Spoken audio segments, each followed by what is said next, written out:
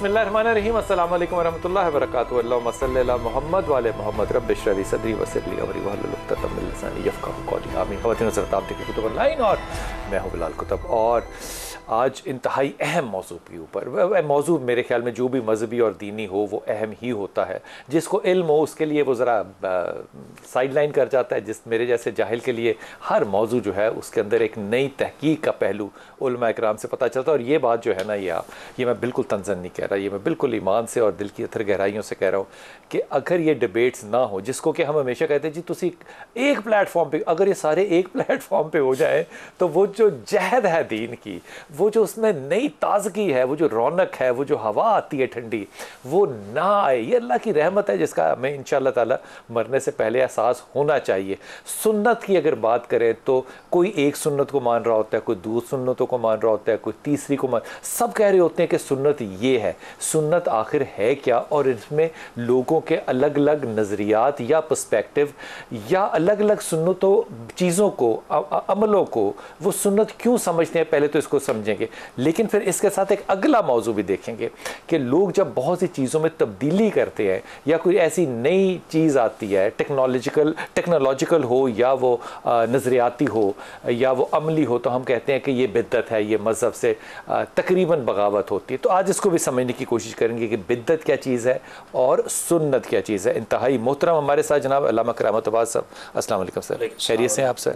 और जनाब हमारे साथ इंतहाई मोहतरम सज्जाद मसूद कुरैशी साहब, अस्सलाम वालेकुम। खैरियत से साहब, अल्लाह का एहसान। और अल्लामा हाफिज़ शाम इलाही साहब जो है ये बहुत देर और छुट्टियों के बाद आज तशरीफ़ लाए हैं। हुजूर सलाम अलैकुम। ये ताना था ये ताना था। और हमारे साथ तशरीफ़ लाए जनाब मुफ्ती सैफुल्लाह खालिद भाई, अस्सलाम वालेकुम खालिद साहब। वालेकुम अस्सलाम। हुजूर आप ही से अगर आप इजाज़त दें तो मैं शुरू कर लूँ कि सुन्नत को डिफ़ाइन कर दें कि सुन्नत क्या है।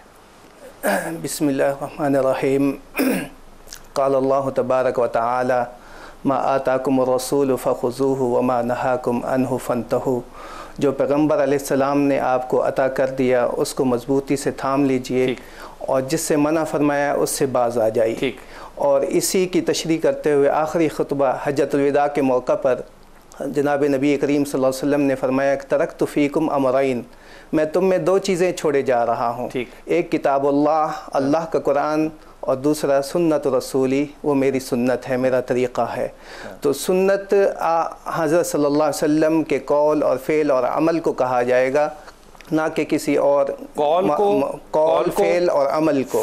फेल यानी कि फेल यानी आपने जो अमल करके खुद दिखाया हो और उस पर मुवाज़बत भी की हो या ना की हो, आप सल्लल्लाहु अलैहि वसल्लम का मतलब हर वो उसको रिपीट किया हो या ना किया हो, ठीक है ना? यानी कि अगर कोई एक दफ़ा भी काम किया है तो वो भी सुन्नत होगा। जी हाँ, सुन्नत। इसमें कोई मतलब कोई एक कैटेगरी, बी कैटेगरी, सी कैटेगरी तो नहीं है ना? नहीं, इसमें दो चीज़ें हैं सुन्नत में, दो चीज़ें। एक सुन्नत मुअक्कदा है जिस पर आपने हमेशा मुवाज़बत फरमाई हो, यानी हमेशा उस पर अमल फरमाया हो, ठीक है। और एक वो सुन्नत है कि कभी उस पर अमल किया हो कभी ना किया हो, तो वो सुन्नत गैर मुअक्कदा कहलाती है। मिसाल के तौर पर दोनों लफ्ज़ जो हैं जी ये हमें हदीस में या कुरान में मिलते हैं या हमने खुद तहकीक करके ये पैदा किए हैं? देखिए, ये जनाब नबी करीम सल्लल्लाहु अलैहि वसल्लम ने खुतबा हिज्जतुल विदा के मौके पर बहुत सारे मौक़ों पर मुख्तलिफ अहादीस मुबारक मिसाल के तौर पे आपने जो खुतबा की मसाल दी, इसके ऊपर भी जो अगर आप देखिए तो बहुत से हमारे जो मसालिक हैं वो इस मामले में भी कोई एडिशन या सब्ट्रैक्शन करते हैं। तो कॉल के अंदर भी तो है ना कि मैं दो चीज़ें छोड़ी चले जा रहा हूँ। जी। तो ये इख्तलाफ क्यों पैदा होता है? अगर ये अल्लाह के नबी नहीं कहा है तो फिर ये ABC कैटेगरी ना बनाए, या कहा है या नहीं कहा है? इसमें नबी करीम सल्लल्लाहु अलैहि वसल्लम का हर वो अमल और फ़ेल वो सुन्नत कहलाएगा।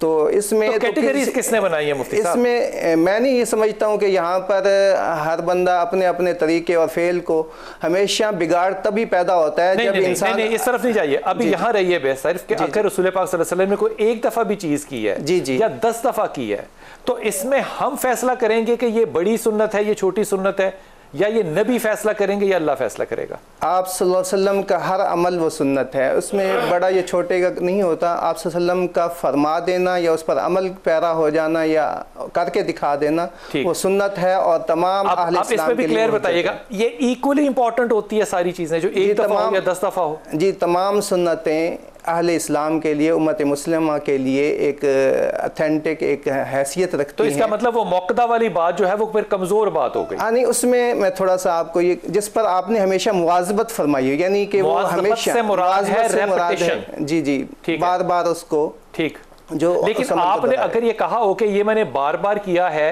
ये करना है, और जो कम बार किया है ये कम करना है, ऐसा कहीं रवायत में मिलता है? नहीं, ऐसा नहीं है। हर अमल सुन्नत है, और जिस मौके पर आपने फरमाया उसी मौके पर उसको अदा करना वो आप सल्लल्लाहु अलैहि वसल्लम की सुन्नत पर अमल कहलाएगा। ठीक होगी बात है। शाम भाई आप इस पे फरमाइएगा, सुन्नत प्योरली क्या चीज़ है? एक दो बातें एडिशन करना चाहता हूँ कि उन्होंने कुछ तारीफें कर दी हैं, कुछ बातें कर दी हैं, लेकिन एक बात और भी समझने की ज़रूरत है, और इसके ऊपर तो इजमा है पूरी चारों मसालिक का, कि रसूलुल्लाह सल्लल्लाहु अलैहि वसल्लम कायनात की वो वाहिद हस्ती हैं जिनकी खामोशी भी हदीस है, क्योंकि उनके सामने जो अमल हो, उनके सामने मजलिस हो गई, खूबसूरत बात है क्या यार, बात कर दी हाफिज। तो यानी उनके सामने मजा ना लेने देना बात का कभी, जो उनके सामने क्या बात किया यार, जो उनके सामने भी अमल हो जाए ना, वो भी सुन्नत होती है।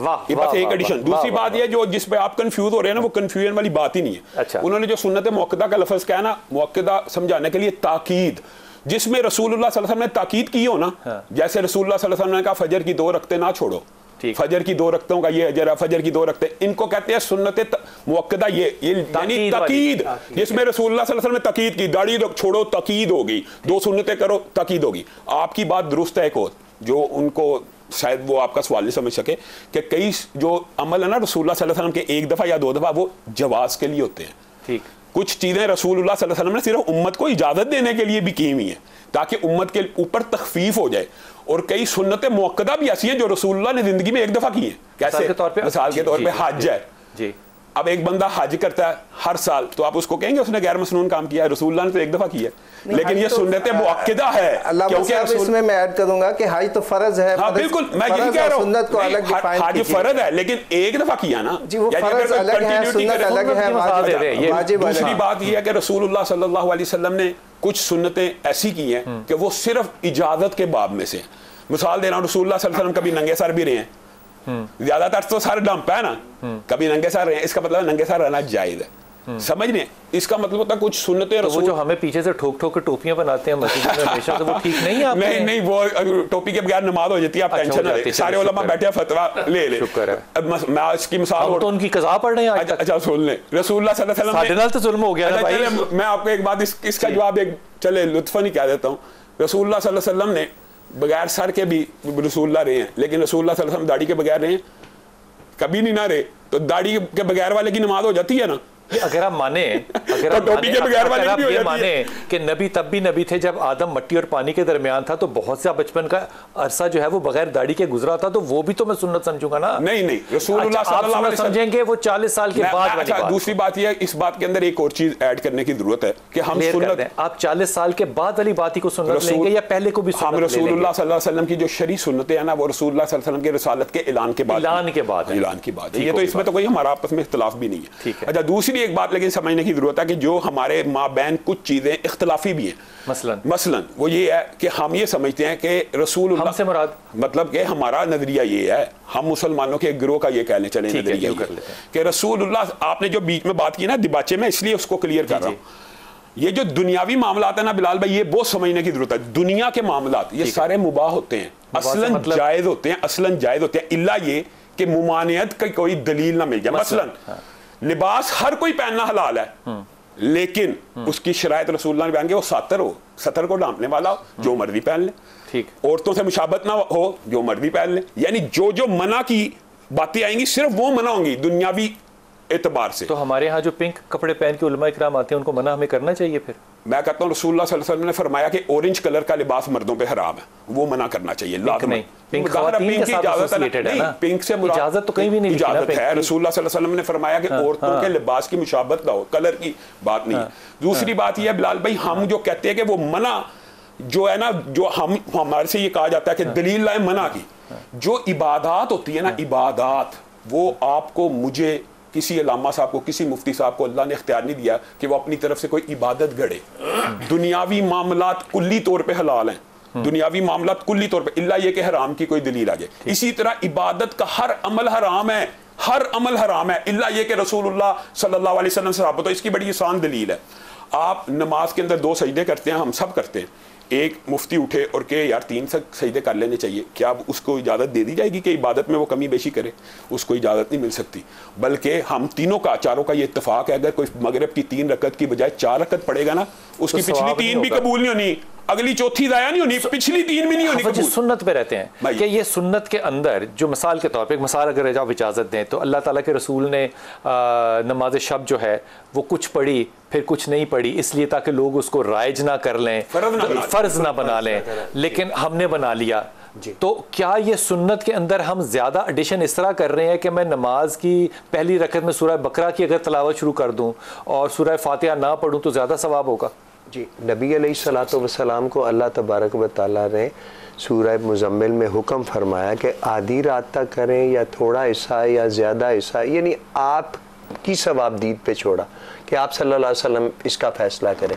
लेकिन साथ ही अल्लाह तबारक व तआला ने कुरान मजीद में वल्लज़ीना यबीतूना लिरब्बिहिम सुज्जदन व क़ियाम, तो ऐसे लोगों को भी अल्लाह तबारक व तआला ने कि अल्लाह के वो बंदे भी जो हैं कि सारी रात जाग के तो अल्लाह की इबादत में गुजारते हैं।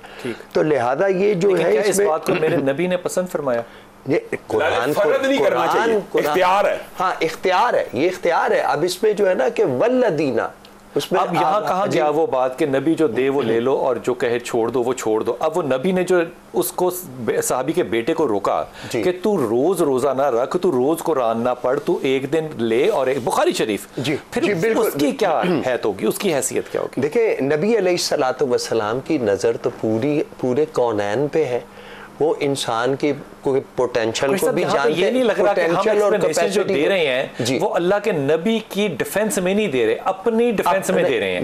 मैं वही बात, अल्लाह के नबी की डिफेंस करें। मैं वही बात अर्ज कर रहा हूँ कि नबी अलैहिस्सलातु वस्सलाम ह्यूमन कैपेसिटी भी तो जानते हैं ना, ह्यूमन कैपेसिटी जानते हैं। आपको पता है, और ये मैं सॉरी एक बात, अब मेरी बात छोड़ दे, मेरी राय को छोड़ दे। वो जिस सहाबी से कहा था कि ना रखो, इतने भी ना रखो, वो बाद में अपनी आखिरी उम्र में पछताते रहे कि मैं नबी पाक सल्लल्लाहु अलैहि वसल्लम की बात क्यों नहीं मैंने बात की। हज़रत उमर ख़त्ताब भी हज़रत अबू बकर के सामने जाके पछताते रहे कि मैंने बैत रिज़वान में क्यों ये बात कही। जी, तो उससे को कमी तो नहीं बात की हो जाती ना, कमी तो नहीं भाई। लेकिन इसमें बयान करें, इससे सोमुद्दहर मुसलमानों पे मना, हमेशा सारी जिंदगी का रोजा रखना मना। रसूलुल्लाह की हदीस से ये हमारा मौक़िफ़ यही है। हम रसूलुल्लाह की मौक़िफ़ की बात है कि सुन्नत की बात है, हम ये गलत समझते हैं। अगर कोई बंदा सोमुद्दहर रखे हम उसको गलत समझते हैं, सारे गलत समझते हैं। ये नबी अलैहिस्सलातु वस्सलाम की रहमत है। आपको पता है कि इसका पोटेंशियल है, ये बड़ा डिटरमिन्ड आदमी है, ये रख लेगा सारा, लेकिन आप सल्लल्लाहु अलैहि वसल्लम ने फिर भी मतलब एक दिन की रुखसत दी कि एक दिन की भी रुखसत दे दी। हाथ बांध के, पहले तो मैं हाथ बांध रहा हूं। हम जो तज्जिया जब कर रहे होते हैं ना, तो हम दूसरे के दिल या दूसरे की नफ्सियात को अपना बयान बना के बता रहे होते हैं ना। मुझे नहीं चाहिए, मुझे कॉल चाहिए रसूल का, और रवायत चाहिए अल्लाह के रसूल की सल्लल्लाहु अलैहि वसल्लम की, और हुक्म चाहिए अल्लाह का। सुन्नत क्या है, और इसमें फिर हमने इसको ए, बी और सी में क्यों कन्वर्ट किया हुआ है? बिस्मिल्लाहिर्रहमानिर्रहीम। तमाम हमद पाक अल्लाह के लिए जो आलमीन का रब है। लाखों दुरूद सलाम सरकार मोहम्मद मुस्तफ़ा सल्लल्लाहु अलैहि वसल्लम पर आपके आले। मुझसे बेशतर हाफिज़ शामिल आई साहब ने बड़ा खूबसूरत जुमला कहा। सबसे पहले तो मैं उस जुमले पर बड़ा खुश हुआ, उनके लिए दुआ गो हूँ। और एक जुमला हदिया करके मैं आपके सवाल की तरफ आ रहा हूँ कि 40 बरस ज़ाहिरी तौर पर मेरे नबी की नबुव्वत खामोश रही, किरदार बोलता रहा। क्या मेरे नबी पाक सल्लल्लाहु अलैहि वसल्लम मेरे आका की ज़ाहिरी ऐलान नबुव्वत तक खामोशी आपके किरदार की गवाही है। नबुव्वत ने मेरे रसूल को नहीं मनवाया, मेरे रसूल की वजह से नबुव्वत को इज्जत मिली है। वाह वाह वाह। अब आते हैं आपके सवाल की। अच्छा कमाल, आज कसम खा के सारे आए ना कि लुत्फ नहीं लेना, बंद चुप मजा नहीं लेना। नहीं, मैं खुद तो नहीं कह सकता, मैं तो तालिब इल्म। वाह वाह वाह। अच्छा, सुन्नत एक कौली एक फेली, जो आपने फेल किया, अमल किया, वो सुन्नत, वो भी ठहरा। जो आपने कौल कहा वो हदीस बन गया। ठीक, यानी जो मुंह से बयान किया मेरे नबी पाक सल्लल्लाहु अलैहि वसल्लम ने। भी शामिल करें, जिसको देख के आपने कुछ नहीं कहा, खामोश रहे। हाँ हाँ, वो भी वो आपकी हदीस कहलाई। सुना अभी हाफिज साहब सैफुल्लाह साहब ने, कोई इख्तलाफी बात नहीं, मोहब्बत में सब हाजिर खिदमत है ना, मैं इख्तलाफी बातें करता हूँ। ये जो हदीस पाक है ना मेरे आका की सल्लल्लाहु अलैहि वसल्लम की, मैं तुम में दो चीज़ें छोड़ के जा रहा हूँ। जैसे हाफिज साहब ने फरमाया एक एडिशन करना चाह रहा हूँ, हालांकि ये एडिशन नहीं होता, एडिशन वो है जो आप पर्सनली करे। ठीक, नबी पाक सल्लल्लाहु अलैहि वसल्लम की हयात तैयबा, अल्लाह का पाक कुरान, नस वाजिब, हदीस रसूल और सुन्नत, इसमें एडिशन नहीं हो सकता। बस ये बात, क्योंकि ये हमारे इख्तियार में नहीं है। वक्फा लीजिए, वापस आते हैं, गुफ्तगू बड़ी इंटरेस्टिंग हो गई। बिस्मिल्लाह, हुजूर आपकी बात को काटा था, बिस्मिल्लाह जी। जहाँ तक मेरे आका मोहम्मद मुस्तफ़ा सल्लल्लाहु अलैहि वसल्लम, जैसे आपने किबला से बात पूछी थी कि मेरे नबी चूँकि रहमत आलम है, अल्लाह ने उसी सूरह मुज़म्मिल में आपसे, मेरे हबीब आपका बार बार ये खड़े होना, आपके पाँव की ये सोजन मुझे अल्लाह से बर्दाश्त नहीं होती। इतने रहीम अल्लाह का इतना करीम नबी, इतने रहीम अल्लाह का इतना करीम नबी कभी भी इंसान पर मुशक्कत और बोझ नहीं डालता। अल्लाह क्योंकि नबी पे भी नहीं डालता। हाँ, लेकिन मेरे नबी पाक सल्लल्लाहु अलैहि वसल्लम से मोहब्बत का तकाजा ये है, जैसे हाफिज साहब भी अर्ज कर रहे थे और मैं भी इसी पर कायम, हम सब मुसलमान भी अल्हम्दुलिल्लाह, कि जो नबी ने फरमा दिया ना बस वही उज्जत है, उससे आगे कुछ नहीं, उससे पीछे कुछ नहीं है। उसमें करामत बाज हैदरी हो, बिलाल कुतुब साहब हो, हशाम इलाही, कोई दुनिया का आलिम खतीब कोई भी हो, मैं तो तालिब इल्म। इस पे फिर ये जो मामला करते हैं कि ये बहुत दफा की है तो ये ज्यादा अफजल है, ये कम दफा की है तो ये कम, फिर ये तकसीम मैं उसी तरफ आ रहा हूँ। ये भी हम देखेंगे, हमारे आका मेरे आका मोहम्मद मुस्तफ़ा सल्लल्लाहु अलैहि वसल्लम, आपने ज़कात कितनी दफा दी? दी नहीं, ठीक है ना। अब ये कह दी चुके सरकार ने ज़कात नहीं दी लिहाजा ज़कात नहीं है भाई। नबी के फराइज को सुन्नतों में ना शामिल नबी नहीं, मैं थोड़ी सी बात, नबी की हयात तैयबा, नबी हादी है, हम हिदायत लेने वाले हैं। अब हिदायत लेने वाला हादी के बराबर नहीं हो सकता, इसलिए मेरे नबी ने फरमाया था ला मिसलुकुम, तुम मेरी मिसाल नहीं हो। बुखारी शरीफ में हदीस मिलती है कि सहाबा किराम रज़वानुल्लाह अजमाइन तशरीफ फरमा थे, मेरे आका तशरीफ फरमा थे तो मक्खियां भिन भिन आ रही थी और हुजूर नबी करीम सल्लल्लाहु अलैहि वसल्लम के करीब वो मक्खी नहीं जा रही थी। तो एक सहाबी ने बराए इल्म, नाउजुबिल्लाह बराए तनकीद नहीं, बराए इल्म पूछा कि या रसूलल्लाह ये हमारे यहाँ आती हैं, आपके तरफ नहीं जा रही, तो आपने फरमाया ला मिसलुकुम, तुम मेरी मिसल नहीं हो। क्या खूबसूरत, तुम मेरी मिसल नहीं हो। अच्छा, अब वो एक हाफिज सैफुल्लाह साहब ने कहा कि मैं तुम में दो चीजें छोड़ के जा रहा हूँ जी, मेरी आखिरी बात जी, एक कुरान और एक मेरी इतरत, मेरी अहल बैत, ये दोनों वजन में हम पल्ला हैं, हत्ता के हौज़े कौसर पर ये इकट्ठे मुझे मिलेंगे। ये जी जी मैं अब हिदायत का सिलसिला अल्लाह ने दो से जारी किया है, सामित, हिदायत सामित, हिदायत नातिक। कुरान जो है ये हिदायत सामित है, हादी है मगर खामोश हादी है। मेरे नबी जो हैं ये हादी नातिक हैं, यानी बोल के भी हिदायत करते हैं। अब आप देखें कि अल्लाह ने दो आंखें दी मुतालिया के लिए, अल्लाह ने दो पाँव दिए चल के जाने के लिए, अल्लाह ने दो कान दिए सुनने के लिए, यानी अल्लाह ने कानून तय कर दिया हिदायत जोड़े से होगी, हिदायत दो से होगी। अब सामित और नातिक क़यामत तक हमारे पास हुज्जत है। अब सरकार मोहम्मद मुस्तफ़ा सल्लल्लाहु अलैहि वसल्लम मेरे आका के लिए जो कुरान ने इरशाद फरमाया बिस्मिल्लाहिर्रहमानिर्रहीम वन नजमी ज़ा हवा माज़ल्ला साहिबुकुम वमा गवा वमा यंतिकु अनिल हवा इन हुवा इल्ला वहयुहा। अल्लाह ने कसम उठाई है, उलमा तशरीफ फरमाए, मैं कसम उठाता हूँ तारे की जब वो टूटा, मेरा साहिब, हाय हाय, जो मेरा साहिब, ये जो मेरा रसूल है, ये जो मेरा, अल्लाह का तो रसूल हम पर है ना, अल्लाह पे कोई रसूल नहीं है, अल्लाह अथॉरिटी है। अच्छा, अल्लाह के रसूल है, मेरे नबी हम पे रसूल है, वो अल्लाह की तरफ से रसूल अल्लाह, ये लफ्जों की एहतियात होती है। ये मेरा नबी मेरे हुक्म के बगैर नुत्क नहीं करता, होंठ नहीं हिलाता। अब उलमा तशरीफ फरमाया, बड़ी बारीक बात कर रहा हूं कि बोलने से पहले जरूरी है कि आपके होंठ हिले। अल्लाह ने तो यहां तक जमानत दी, तो बाल बोलना तो दूर की बात है, मेरा रसूल तो मेरे हुक्म के बगैर होंठ भी नहीं हिलाता। ठीक होगी बात, लेकिन बात हो रही है सुन्नत की, कि सुन्नत को डिफाइन कैसे करते हैं। सैफुल्लाह भाई आपकी तरफ आ रहा हूँ, अल्लाह की इजाज़त के बगैर, अल्लाह के हुक्म के बगैर नबी जो है वो होंठ भी नहीं हिला सकते, ये बात तो तय है ना। तो फिर जब मैं आप ही की बात पे वापस आ रहा हूँ, जल्दी से ये समझा दें ताकि मैं आगे बढ़ूँ कि हमने सुन्नतों को कैटेगरीज में फिर क्यों डिफाइन किया हुआ है मुख्तलिफ लफ्ज़ों के साथ। देखिए, नबी करीम सल्लल्लाहु अलैहि वसल्लम ने इरशाद फरमाया, एक तवील हदीस है हज़रत अब्दुल्लाह इब्न मसूद की, मैं उसको शार्ट करते हुए सिर्फ आखिरी हिस्सा मैं आपके सामने रखूँगा। हुज़ूर नबी करीम सल्लल्लाहु अलैहि वसल्लम ने फरमाया कि ऊसीकुम बितक़वल्लाहि तआला, मैं तुम्हें वसीयत करता हूँ कि अल्लाह ताला से डरते रहना, वस्सम वत्ताअ, और इताअत के साथ, इताअत शारी के साथ अपनी ज़िंदगी को गुजारना।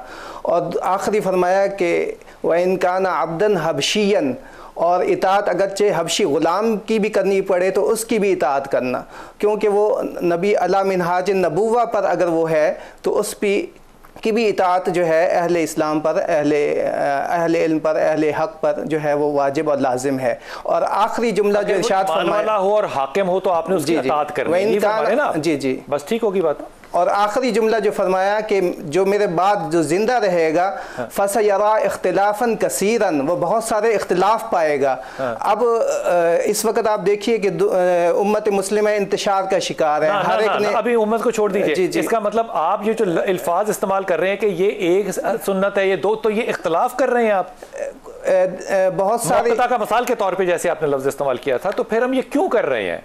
रसूल की इस हदीस को साबित करने के लिए कि इख्तिलाफ होगा इस उम्मत में? नहीं, सुन्नत में तो इख्तिलाफ नहीं है, लेकिन यह है कि अपनी अपनी जब अपनी राय की, अपनी 1.5 ईंट की मस्जिद आप जब कायम करेंगे तो फिर इख्तिलाफ होगा। माजरत के साथ तो कि जब कुरान और सुन्नत की तशरीह जब अपनी मंशा के मुताबिक करेंगे, एक वो है जो रसूलुल्लाह ने फरमाया, एक वो है जो मैं अपनी मंशा चाहता हूँ, अपनी मंशा नहीं करनी चाहिए। देखें, इसमें मंशा अपनी नहीं चलेगी, अंडरस्टैंडिंग में। जी जी, अंडरस्टैंडिंग में अपनी मंशा नहीं करनी चाहिए।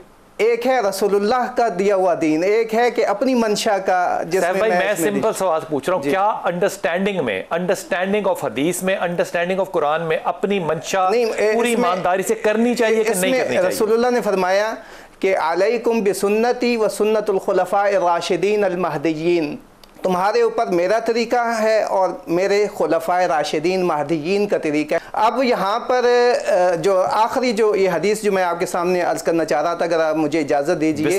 आपने फरमाया फ़अलैकुम बिसुन्नती, तुम्हारे ऊपर मेरा तरीक़ा है, किसी और का नहीं। और दूसरा आगे फरमाया व सुन्नतुल खुलफाए राशिदीन अल महदियीन, और जो खुलफा जिस तरीक़े को अपनाए, ज़ाहिर बात है वो भी रसूलुल्लाह को फॉलो करेंगे।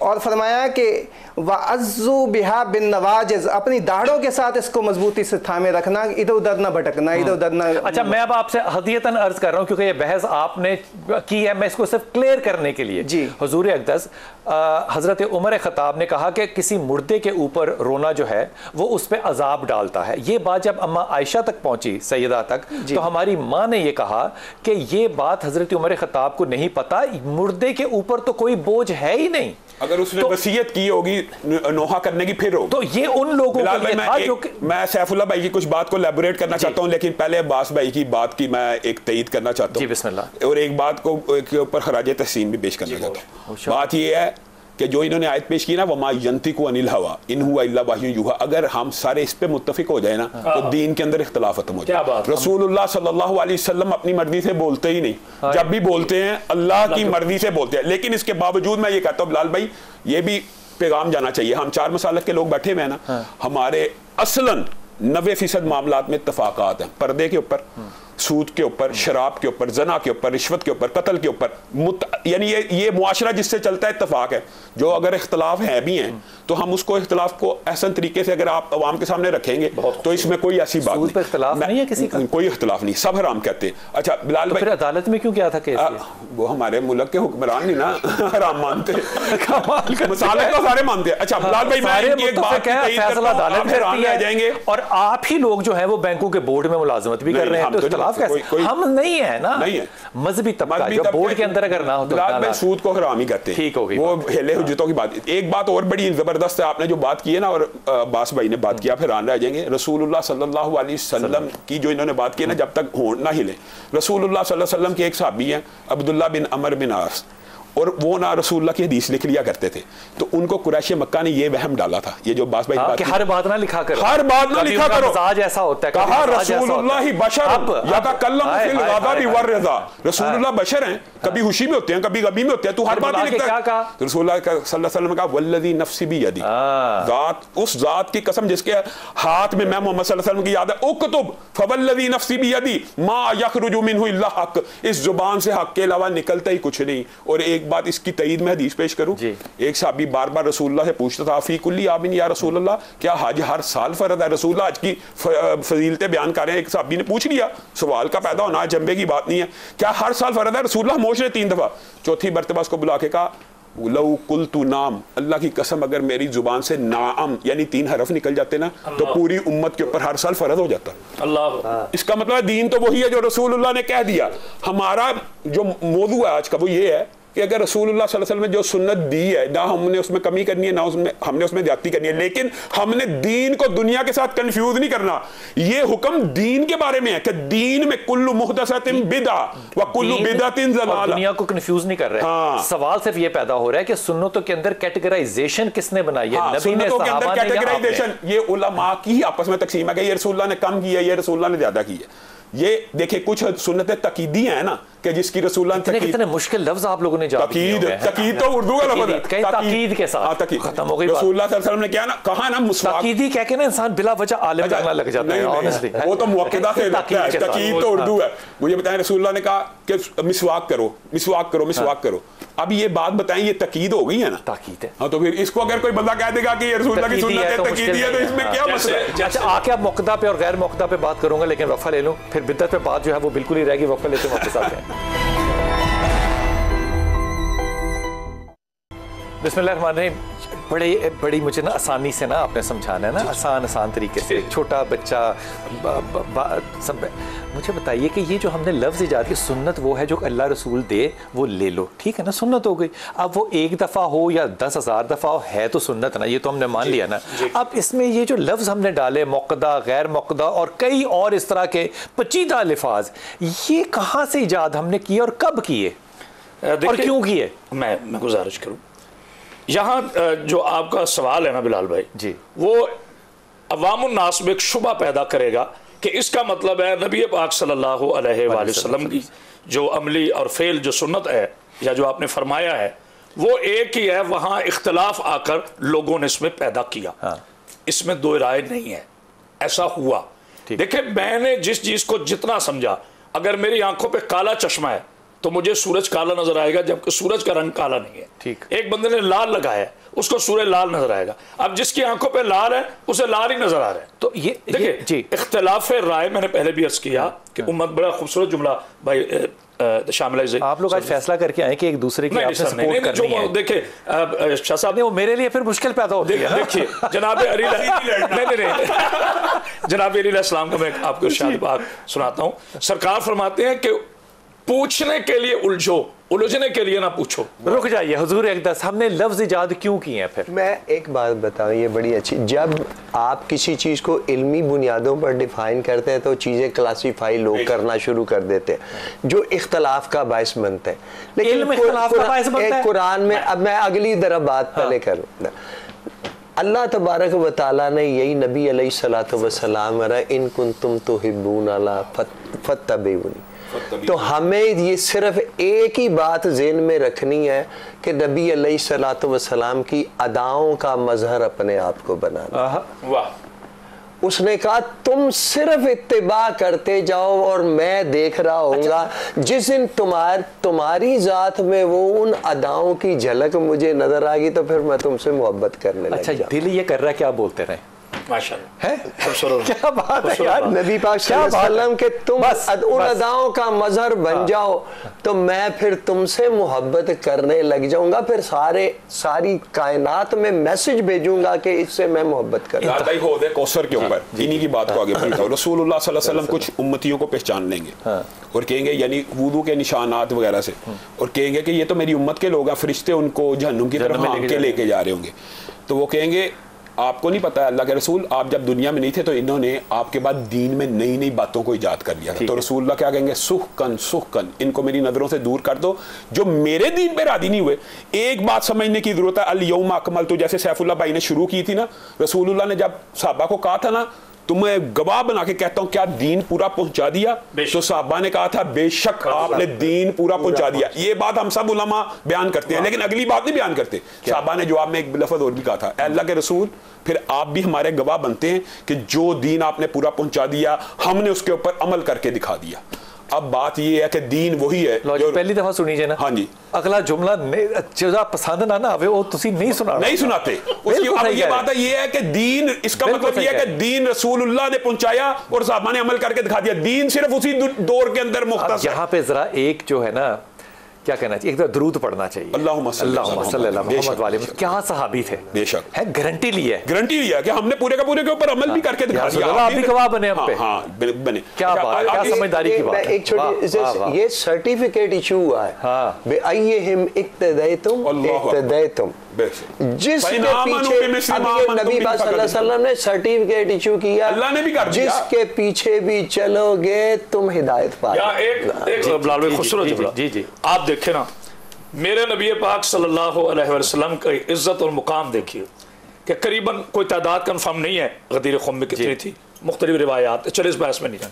सहाबा किराम रिज़वानुल्लाह अजमईन ने अपने हाथ बुलंद करके कहा, कालू बला, हम गवाही देते हैं आमिना के पाकीज़ा चांद कि आपने हम तक हर चीज पहुंचा दी, कोई चीज रह ना गई। ये बहुत बड़ा जुमला, ये जुमला सोचने वाला बिलाल भाई, कोई चीज रह ना गई, कोई चीज आज अगर हम ये सोचते रह गई थी। अब बिदअत को समझाना बड़ा आसान हो जाएगा, ये आसान हो गया बिदअत को समझाना। ठीक, मैं मुफ्ती साहब आपके पास जाता, मुफ्ती साहब के पास चला जाऊं। सैफ भाई, अब अगर मेरे नबी ने, मिसाल दे रहा हूं, ये एक दफा सड़क पे जाते हुए एक पत्थर को या किसी रुकावट को एक तरफ कर दिया, वो जिंदगी में एक दफा किया, अब मैं उसको जिंदगी में हर दफा जब बाहर जाऊं और मैं करूं तो मुझे क्या अजर नहीं है, या मुझे ये सोचना है कि इसको कम करूं क्योंकि नबी ने एक दफा किया था तो वो ज्यादा करूं जो नबी ने ज्यादा किया था, क्योंकि मेरे आइमा कराम या हमारे उलमा कराम ने इसको तकसीम किया कैटेगराइजेशन के अंदर, क्या ये करना मेरे लिए ठीक है, मुनासिब है? देखिए, नबी करीम सल्लल्लाहु अलैहि वसल्लम का हर अमल जो है वो हमारे लिए हुज्जत है।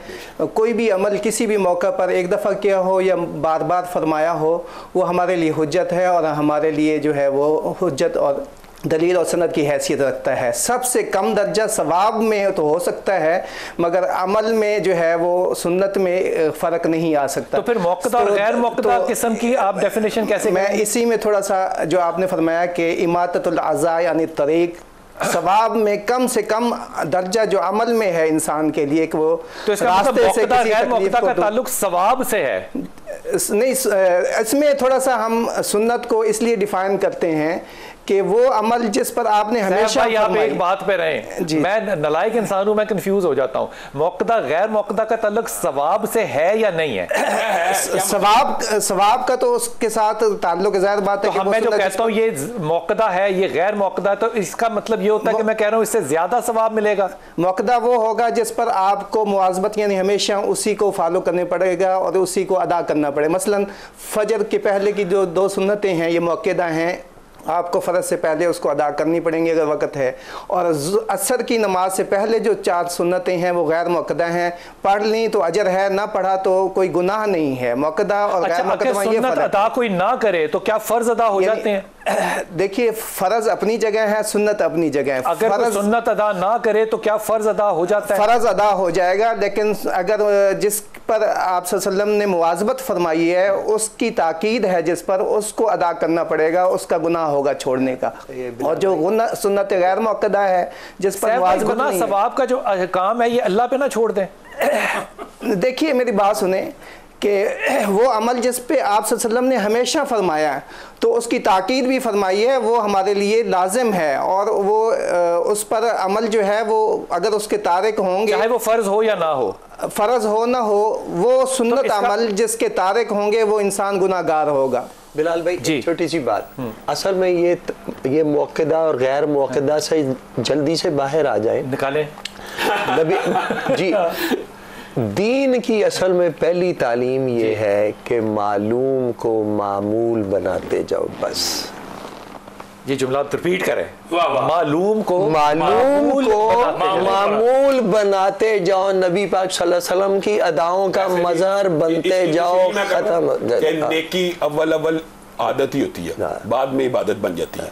ये इसकी तशरीह। यार आज क्या हो गया आप लोगों को? अच्छा जी, आदत होती है, बाद में इबादत बन जाती है। यही बात है, ये क्या दुरुस्त बात की। और हर वो आदत जो मेरे नबी पाक सल्लल्लाहु अलैहि वसल्लम की हयात तैयबा के मुताबिक हो, वही इबादत। बिलाल भाई, मैं वरना कुछ नहीं। जो सैफ भाई को आप थोड़ा सा कंफ्यूज कर रहे हैं ना, मैं जरा उनकी थोड़ी सी वकालत करना चाहता हूं। जी बिस्मिल्लाह। वो उनके कहने का मकसद होता है कि जिस सुन्नत का हुक्म हो ना, उसको छोड़ने का गुनाह भी होता है। मसलन रसूलुल्लाह सल्लल्लाहु अलैहि वसल्लम ने कहा दाढ़ी रखो रखो रखो, तो इसको अगर कोई तरक करेगा उसका गुनाह होगा। ये वो कहना चाह रहे हैं कि सुन्नत तकीदी जिसका बार बार हुक्म आ जाए ना, उसको छोड़ा नहीं जाता। जैसे फजर की 2 सुन्नतें उसको छोड़ना नहीं चाहिए, बल्कि उसको कज़ान भी अदा कर देना चाहिए। ये उनके कहने का मफहूम है। बस मुख्तसर बात ये बस लेकिन साहब भाई थोड़ा झिझक रहे हैं, पता नहीं वो खुल के कह दें। ये मालूम को मामूल बनाए तो फिर आप जी हमने जूता लफ्ज बना के इतने मुश्किल कर दी हैं चीजों को समझना।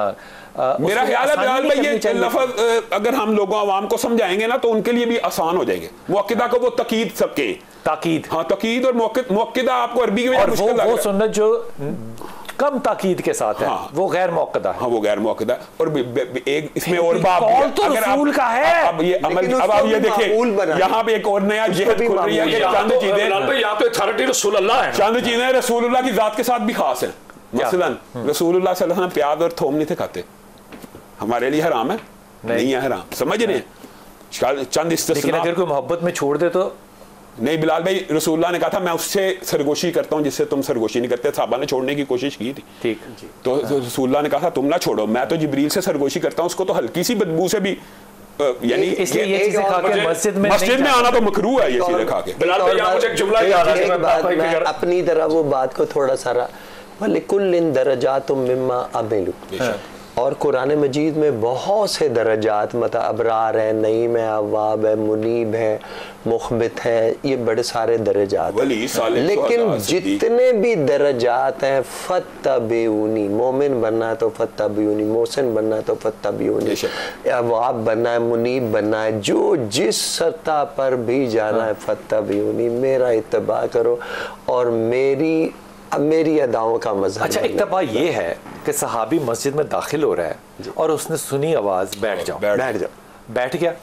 अब अल्लाह के नबी ने बाहर निकल के उसकी तारीफ की कि उसको कहा कि नहीं ऐसा करना चाहिए था? अल्लाह के नबी ने कहा कि कमाल काम किए। ये एक तबाह की मिसाल देते हैं। दूसरी मिसाल आप देखो और कीजिए, जब साहबी को कहा कि आप फौज को तैयारी करें और जाना है, उसने जुमे की नमाज पढ़ने के लिए डिले किया। अल्लाह के रसूल ने क्या कहा? अगर अल्लाह ज़मीन से आसमान तक सोना भर दे और तू वो सोना सदका कर दे तो उतना अजर नहीं है जितना मेरा एक हुक्म मानने का। हालांकि उसकी नियत रसूलुल्लाह के पीछे जुमा पढ़ने की, नियत जुमे की थी। हजरत हंजला जो है हालत जनाबत में, जो है जनाबत में घोड़े पर सवार हुए, बेगम कहती रही अभी तो शादी हुई है, अभी तो थोड़ी देर बाद मिल जाओगे तुम बाद में। उसने कहा नहीं, आवाज आ गई है कान में, अब रुके कैसे? अब रुके कैसे? तरबियत और तरतीब ये दीन है। सुन लीजिए इस जुमले की वजाहत सुन लीजिए। जब मेरे आका जा रहे थे ना मेराज पे जी, तो जनाब जिब्रील अलैहिस्सलाम नीचे रह गए।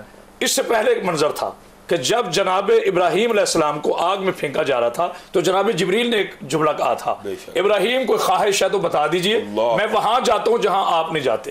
अब मेरे आका जबीने इब्राहीम अलैहिस्सलाम में ये जुमला सुन रहे थे। अब जब सरकार में राज पे पहुंचे ना, तो जिब्रील एक मौके पर रुक गए। जिब्रील अलैहिस्सलाम, जिब्रील आगे नहीं पढ़े, या रसूलल्लाह मेरी हद यहां तक। कहा कि जिब्राइल, याद है मेरे दादा को आपने फरमाया था मैं वहां जाता हूं जहां, अब तुम्हें कोई ख्वाहिश है तो बताओ, मैं वहां जाता हूं जहां तुम नहीं जाते। सुभान अल्लाह। और ये बात ज़हन में रखिएगा। बात में जब वक्त खत्म हो गया, वो जो हजरत हंजला का आप जिक्र कर रहे थे, हंजला की जब शहादत हुई है तो रवायत कहती है उनके जिस्म से वो पानी के कतरे गिर रहे थे। तो साहब ने पूछा क्यों?